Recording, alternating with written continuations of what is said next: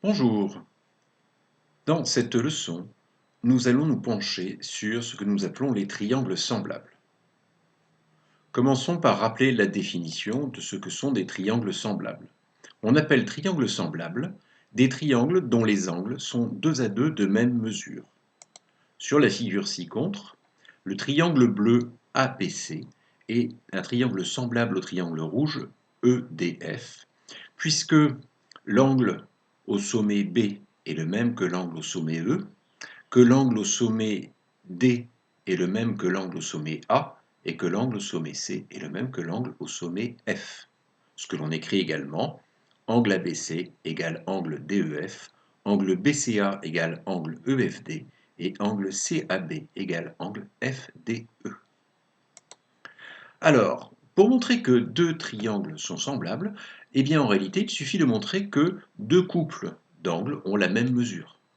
En effet, si vous avez deux triangles, que nous appelons toujours ABC et DEF, supposons que l'angle ABC, c'est-à-dire celui qui a pour sommet B du triangle ABC, soit égal à l'angle DEF, et que l'angle BCA, c'est-à-dire celui qui a pour sommet C, soit égal à l'angle EFD. Dans ce cas-là, le troisième angle du triangle ABC mesure 180 degrés, moins la mesure de ABC, moins la mesure de BCA. Et de la même façon, le troisième angle du triangle DEF mesure 180 degrés, moins la mesure de l'angle DEF, moins la mesure de l'angle EFD. Mais comme la mesure de l'angle DEF est la même que la mesure de ABC, et que la mesure de l'angle EFD est la même que la mesure de l'angle BCA, eh bien en réalité, l'angle FDE nécessairement a la même mesure que l'angle CAB. Donc, pour montrer que deux triangles sont semblables, en fait, il nous suffira de montrer que deux couples de leurs angles ont la même mesure. Nous allons maintenant regarder une propriété tout à fait capitale des triangles semblables. Prenons ici deux triangles semblables, un triangle bleu en bas à gauche de l'écran, un triangle rouge en haut à droite. Ils sont semblables, les codages nous l'affirment en ce qui concerne les différents angles de ces deux triangles.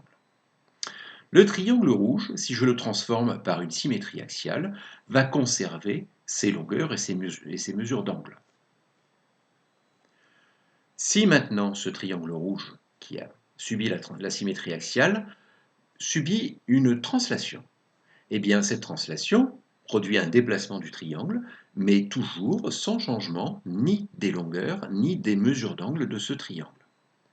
Enfin, nous pouvons également faire subir à ce triangle une rotation. L'image de ce triangle par une rotation est un triangle qui a toujours les mêmes longueurs et les mêmes mesures d'angle. Que constatons-nous? Nos deux triangles ont maintenant un sommet en commun.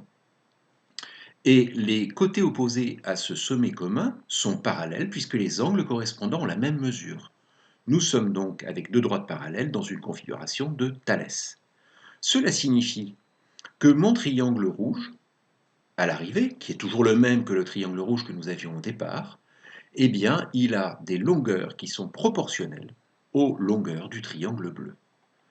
Cette propriété est fondamentale pour les triangles semblables.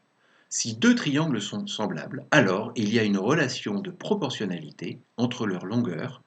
ABC et DEF sont semblables si et seulement si AB sur DE est égal à BC sur EF est égal à CA sur FD. Dans ce cas-là, on dit par exemple que les côtés AB et DE, qui sont en bleu sur la figure, sont homologues. De la même façon, le côté AC et le côté DF sont homologues, et bien sûr, le côté BC et le côté EF sont également homologues. Les côtés homologues sont ceux qui ont pour extrémité, qui ont à leurs extrémités plutôt, des angles de même mesure. Donc ce qu'il faut retenir, c'est que finalement, eh bien, la configuration de Thalès, que nous connaissions déjà, est un simple cas particulier de cette propriété. C'est un cas particulier qu'on rencontre lorsque ces deux triangles ont un angle en commun, un sommet en commun avec deux côtés qui sont alignés l'un sur l'autre.